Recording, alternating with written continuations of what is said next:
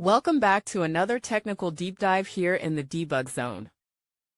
Today we're tackling a big question and breaking it down with insights from other users. Hopefully this clears up some misconceptions and helps you get the answer you need. So buckle up, stay a little curious, and let's jump right in.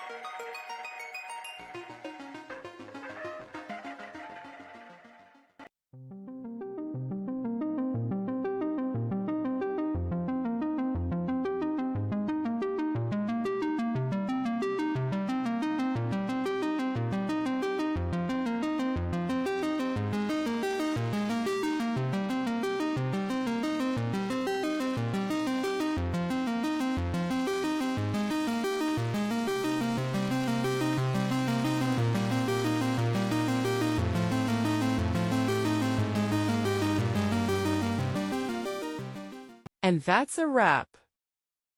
I hope you found the answer you were looking for. If you did, take a second to hit that subscribe button. It really helps out. And let me know in the comments which solution worked best for you. See you next time in the debug zone.